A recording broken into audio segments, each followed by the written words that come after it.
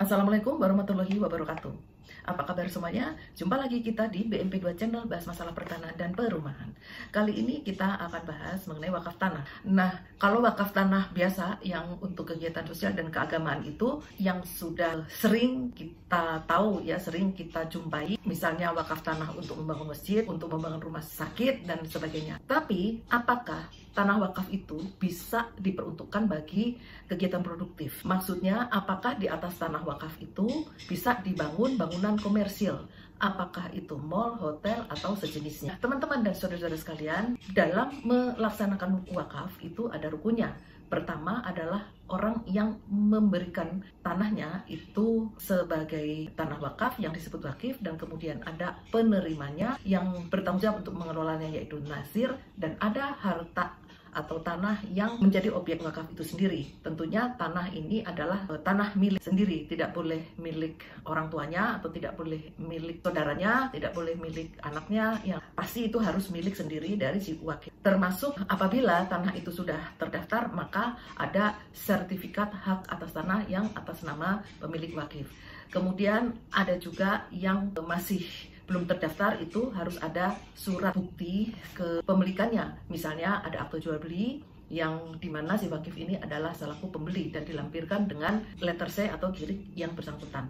Jadi kalau tanah igendom misalnya itu tidak bisa diwakafkan walaupun si wakif merasa memiliki, karena seperti kita tahu bahwa tanah igendom itu jika belum dikonversi maka dia sebetulnya sudah menjadi tanah yang dikuasai langsung oleh negara, sehingga di sini secara hukum si wakif itu bukan atau sebagai pemilik tanah itu, sehingga itu tidak bisa diwakafkan. Kemudian ada ikrar, ini yang penting ya, ikrar wakaf. Ikrar ini yaitu berupa niat daripada si wakif untuk tujuan apa tanah itu diwakafkan.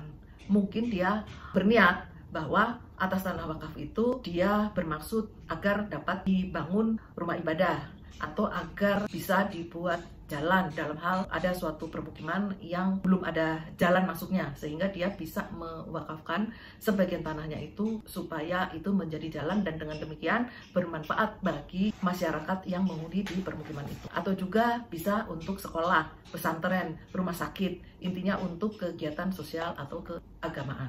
Ini ikrar, dan itu antara lain yang termasuk rukun wakaf. Namun di dalam perjalanannya kadang-kadang tanah wakaf ini ternyata terlantar. Mengapa menjadi terlantar? Karena pertama, bisa saja orang yang mewakafkan itu berniat agar itu dijadikan sebagai tempat ibadah untuk mendirikan masjid misalnya. Tapi dana untuk membangunnya itu belum ada, sehingga tanah itu dibiarkan begitu saja, sehingga menjadi seperti tanah terlantar. Atau di sekitar tanah yang diwakafkan itu sudah ada bangunan seperti yang diniatkan si wakif. Misalnya dia mau membangun pesantren, ternyata di situ sudah ada, atau dia mau ingin itu dimanfaatkan untuk membangun masjid atau musola, ternyata di situ sudah ada. Sehingga karena di situ sudah ada, tidak mungkin akan diberdirikan lagi bangunan yang sudah ada di sekitar. Bagaimana agar tanah tersebut itu tidak terlantar? Karena terlantar itu juga sesuatu yang mubazir, yang itu juga mubazir itu sesuatu yang tidak disukai oleh Allah Subhanahu wa Ta'ala,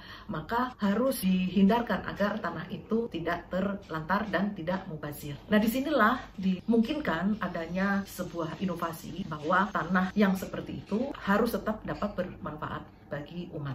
Oleh karenanya, ketika misalnya di situ ada pergantian tujuan, katakanlah tadinya niatnya mau dibangun rumah ibadah, ternyata yang diperlukan adalah sekolah, atau ternyata yang diperlukan di situ justru bangunan komersil sesuai dengan peruntukan tata ruang tanah yang diwakafkan itu tadi. Berarti ini kan ada perubahan tujuan. Nah, perubahan tujuan itu apakah boleh? Di dalam pasal 44 Undang-Undang Nomor 41 Tahun 2004 tentang wakaf, memang tujuan wakaf itu tidak diperbolehkan. Namun dengan kondisi yang saya sampaikan itu tadi, maka dimungkinkan untuk adanya perubahan tujuan dengan catatan itu diproses atau dilaporkan kepada Badan Wakaf Indonesia atau BWI, dan BWI itulah yang akan melakukan proses perubahan tujuan dan itu juga harus diberitahukan kepada wakif dan atau ahli warisnya. Mungkin kalau wakifnya sudah meninggal, maka itu diberitahukan kepada para ahli warisnya. Sebelum saya lanjut dengan tanah yang di atasnya dapat didirikan bangunan komersil di atas tanah wakaf tadi,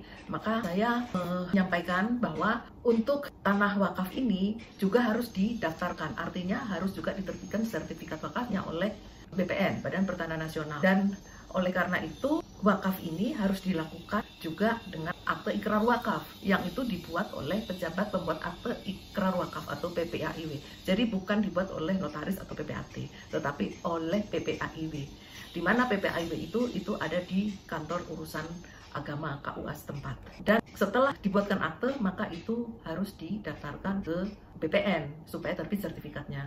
Kalau belum ada sertifikatnya, maka Nadir harus mengurus untuk melakukan permohonan penerbitan sertifikat. Bagaimana kalau yang diwakafkan itu ternyata bukan hak milik, misalnya hak guna bangunan atau hak pakai, bisa saja. Tetapi karena wakaf ini jangka waktunya tidak terputus, artinya dia harus selamanya. Sehingga kalau hak GB dan hak pakai itu dibatasi jangka waktunya, maka itu dilepaskan haknya ketika sudah menjadi tanah negara, kemudian dimohonkan untuk diterbitkan sertifikat wakafnya. Demikian itu prosedur pendaftaran tanah wakaf. Namun demikian, yang membuat tanah-tanah wakaf itu juga menjadi terlantar, ini juga karena banyak yang itu tidak didaftarkan, sehingga para pihak, yaitu si wakif walaupun Nadir ini, ada yang memang tidak paham atau tidak mengetahui bahwa perbuatan hukum mewakafkan tanah itu juga harus didaftarkan di BPN. Dan ketika suatu saat ada masalah, contohnya dengan tidak ada kesesuaian tadi tanah wakaf dengan tata ruang atau sebagainya, maka itu bisa berpotensi memunculkan suatu masalah. Nah, kita lanjut bagaimana ketika tanah wakaf itu akan didirikan di atasnya bangunan komersil. Hal ini bisa saja dimungkinkan, tetapi untuk perubahan tujuan itu tadi, yang tadi sudah saya sampaikan bahwa itu harus disetujui oleh Badan Wakaf Indonesia. Namun demikian, ini kebetulan saya menemukan ada fatwa tarjih, itu fatwa dari para ulama di Perkumpulan Muhammadiyah. Itu ada fatwa tentang tanah wakaf terlantar yang ini disidangkan pada tanggal 6 Juni tahun 2008. Di situ dibagi jadi dua jenis, yaitu yang pertama, tanah sudah diwakafkan tetapi belum ada dana untuk membangun sesuai dengan tujuan si wakif.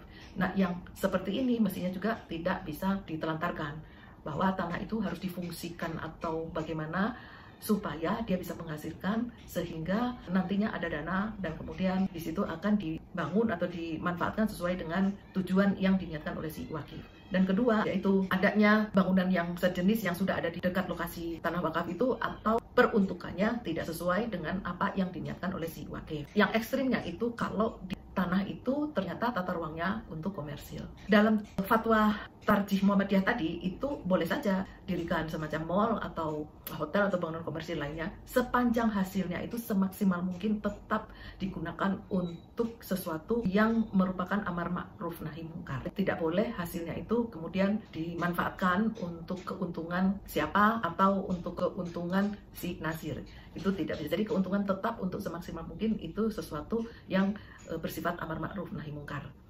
Nah, di sini hasil keuntungan itu juga selain untuk sesuatu yang bernilai amar ma'ruf nahi mungkar, juga untuk operasional dari kegiatan yang produktif itu sendiri. Seorang nasir itu juga mempunyai hak untuk diberi gaji atau upah sepanjang tidak lebih dari 10% dari apa yang dihasilkan dari tanah wakaf itu. Dengan adanya fatwa tarjih tadi, maka setidaknya kita mendapatkan dasar atau mendapatkan dalil ketika tanah wakaf itu terpaksa harus dimanfaatkan sesuai dengan tata ruang di lokasi tanah yang bersangkutan. Itulah yang bisa menjadi standar setidaknya dari fatwa itu agar tidak ragu untuk mengelola tanah wakaf itu sesuai dengan peruntukannya. Di samping itu, di Undang-Undang Rumah Susun bersama peraturan pemerintah pelaksanaannya, itu kan juga untuk tanah wakaf ini juga bisa digunakan atau disewakan untuk didirikan rumah susun. Dengan sendirinya, rumah susun itu ya harus rumah susun tujuannya adalah untuk kemaslahatan umat.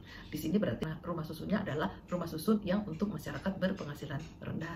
Nah, itu boleh menyewa tanah wakaf, dan atas penyewaan itu ada jangka waktunya, kalau tidak salah itu 60 tahun. Kemudian yang membeli rumah susun atau apartemen sederhana di atas tanah wakaf itu, mereka mendapatkan apa? Ya, mereka juga mendapatkan sertifikat yang dikeluarkan oleh pemerintah daerahnya masing-masing berupa sertifikat kepemilikan bangunan dan gedung, karena tanahnya memang tanah wakaf yang disewa. Ketika pengembang sudah menyelesaikan masa sewanya dengan nadir yang pengelola tanah wakaf itu, maka dibuka juga peluang para penghuni melalui perhimpunan pemilik dan penghuni Satuan Rumah Susun P3SRS itu, karena P3SRS itu merupakan badan hukum, mereka juga bisa melanjutkan untuk memperpanjang sewa dari tanah wakaf yang di atasnya berdiri unit-unit rumah susun milik mereka. Dan demikianlah kiranya yang dapat saya sampaikan terkait dengan tanah wakaf untuk keperluan produktif ini. Ya, semoga ini juga bisa menjadikan perluasan wacana bagi kita apabila tanah yang diwakafkan itu dengan terpaksa karena ada hal-hal yang memang itu tidak bisa dihindari untuk berganti tujuan. Dengan catatan syaratnya harus dengan izin Badan Wakaf Indonesia. Demikian teman-teman dan saudara-saudara sekalian, tak lupa saya ucapkan terima kasih kepada yang memberi subscribe dan like-nya. Semoga kita semua tetap berada dalam karunia dan rahmat Allah Subhanahu wa Ta'ala. Amin. Wassalamualaikum warahmatullahi wabarakatuh.